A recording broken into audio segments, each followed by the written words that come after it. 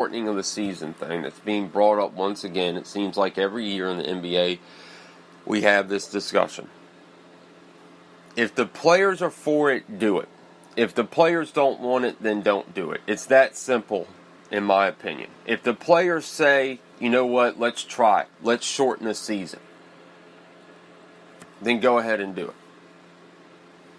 If the players don't want to do it, then don't touch the format. Don't play with it at all. Leave it as is. Rory McIlroy is trying to complete the Grand Slam today by winning the Masters. He's trailing Reed right now. I think this is a story we all now want to see.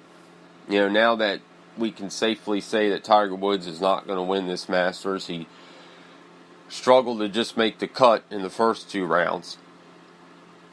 I think we can all sit here and say that the majority of people, the majority of golf fans are just, you know, in and out fans that aren't that big of fans of golf, but, you know, watch it when the Masters come on.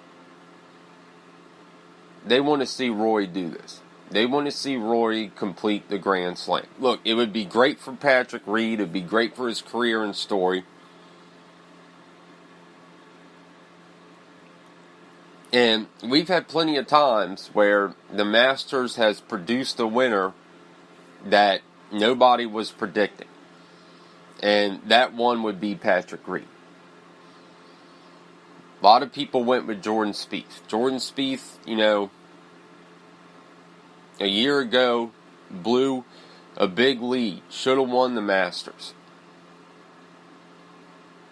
And people asked, does that affect him going into this Masters? I believe that it does. He looked good after the first round. Had a good lead. He lost it.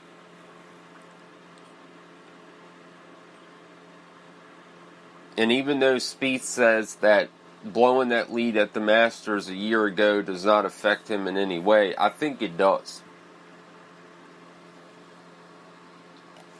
I don't think it does in every golf tournament that he does, but I think coming back to the Masters knowing, you know, this is the course that I had the lead, that I should have won the Masters. I should have walked out of here with the green jacket. That plays with you mentally. Golf is a big mental game in itself anyways. And when you go back to a course where you blew a two-stroke lead late in the round, that carries with you.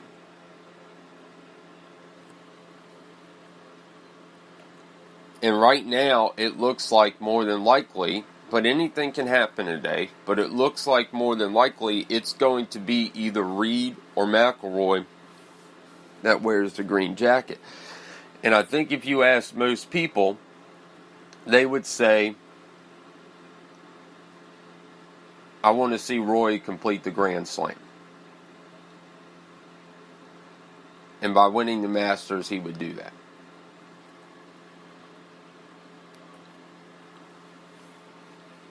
So you had UFC 223 last night, and I would say that most of you probably didn't even know that there was a UFC event last night if it wasn't for the incident involving McGregor late Thursday evening.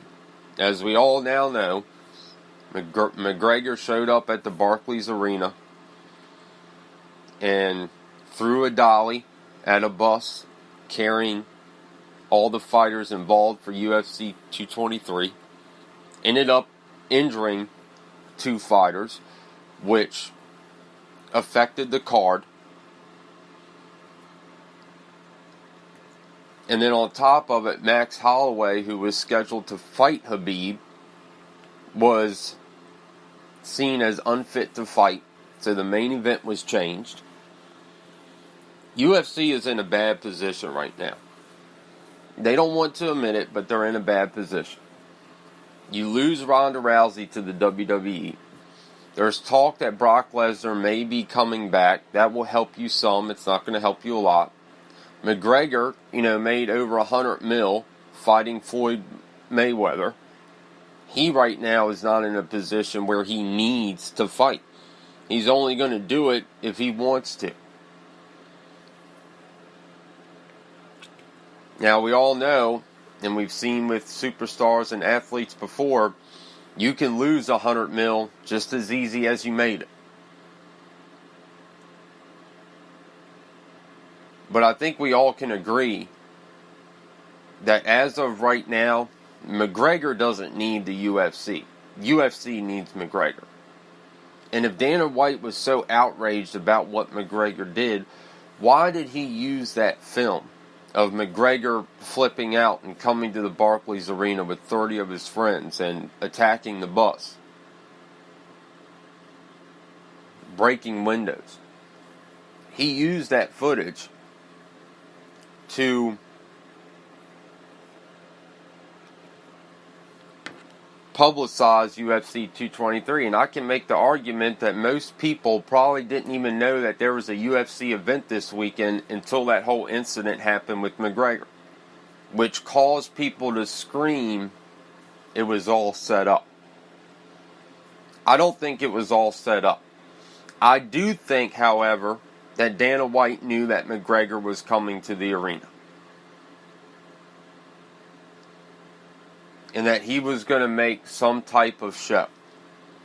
I do believe that.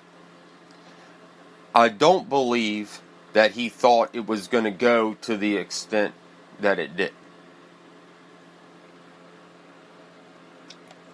And charges were pressed, and like I said, there were fighters injured, even though people are arguing, well, we never saw the injuries. You know, there's a lot of people that are still crying that this was all set up. You even have some people saying, if you look at the video, when the trolley is thrown at the window and the window breaks, there is nobody at that moment sitting at those seats in the back of the bus. And then you have the other, foiled hat people saying, well, geez, that trolley was placed there at the right time and right place, wasn't it? I don't believe that all of that was a stunt and a setup. Do I think that Dana knew that McGregor was coming there? Yes, I do. Do I think that Dana knew that McGregor was going to have some type of outburst and make some type of scene? Yes, I do. But I don't think he had any knowledge that it was going to go to the extent that it did.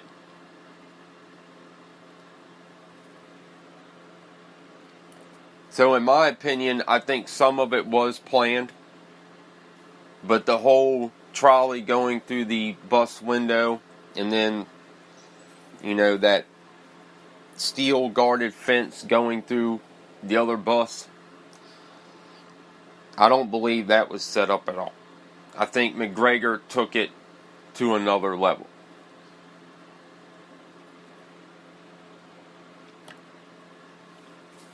But again, here's Dana White, criticizing Conor McGregor and saying that it's disgusting and how could he do this and I don't want to work with him.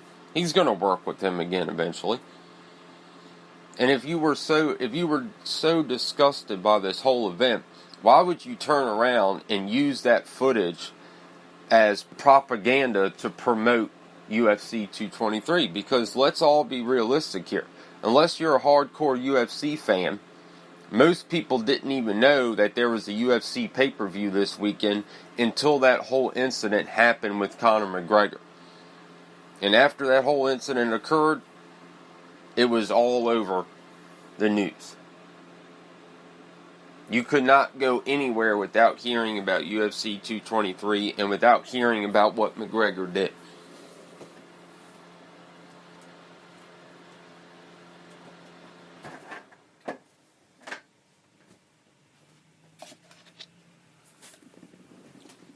But with that said, I don't think that the whole thing was planned and set up. I do think that it was planned for McGregor to show up there and that Dana White knew that he was coming. But I don't think he knew it was going to go to the extent that it did. And he does have real charges here, people. These are real charges. He's being charged with criminal mischief and aggravated assault. And those are real charges.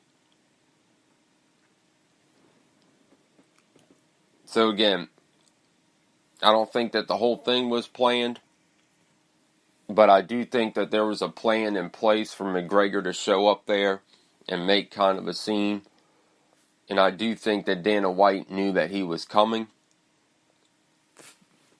but I don't think that he knew that it was going to go to the extent that it did. But UFC is in a tough position. They are not where they were. About a year ago, Dana White sold the company. And, people are arguing ever since he sold it that he's not been that into it. He's not been promoting it and doing the things that he was doing with it. And people are saying that that's simply because he sold it for a lot of money. And he did. He sold it for billions and billions of dollars. But if the UFC wants to stay afloat, they need new characters, new personas. And right now, they don't have that. They don't have Conor McGregor and Ronda Rousey. Now we're hearing that Brock Lesnar, there's talk that he may be coming back to the UFC.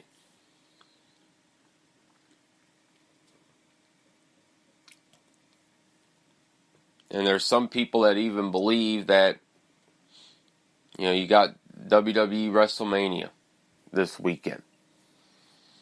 And I think that's why another reason a lot of people were screaming set up with the whole McGregor thing is people were like, well, how ironic is you have UFC 223 Saturday and then you turn around and you've got WrestleMania on Sunday.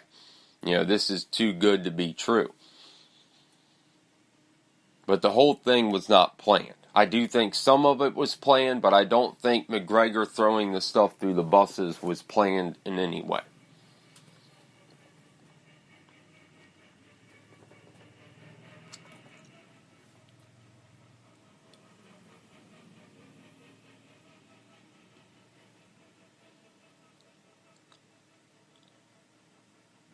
But with the talk of Brock Lesnar maybe coming back to the UFC, and that may be happening soon, would you be surprised if some type of UFC thing happens tonight at WrestleMania? You've got Ronda Rousey making her debut for the WWE tonight. You've got Brock Lesnar in what some people believe is going to be his last match in the WWE tonight at WrestleMania. And a lot of people are pointing to that match as where some type of UFC thing is going to happen. Where a UFC fighter is going to run into the ring and is going to cost Lesnar in the match, and that's going to go in to help Dana White promote a Lesnar fight in the UFC. Would I be surprised if that happened? No. We have seen, partnerships there before. We're seeing it again.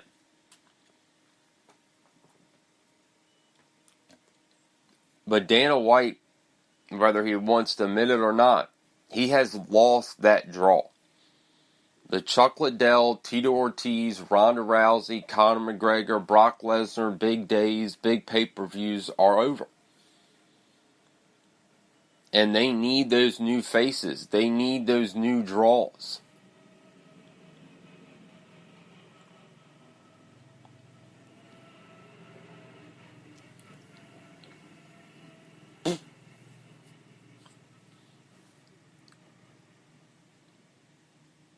And right now, they don't have that. They don't have those big names. They don't have those big draws. They don't have those fighters, unless you're a hardcore UFC fan. They don't have those fighters to help promote those big pay-per-views and those big events. They just don't have it right now.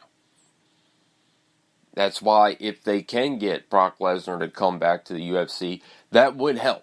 Because a lot of people wanted to see his fights. A lot of people watched his fights. A lot of people bought pay-per-views that involved him. That's why Dana White is trying to get him to come back so hard. And people are criticizing him because, as we all know, the last fight that Brock Lesnar had in the UFC, he ended up testing positive for PEDs.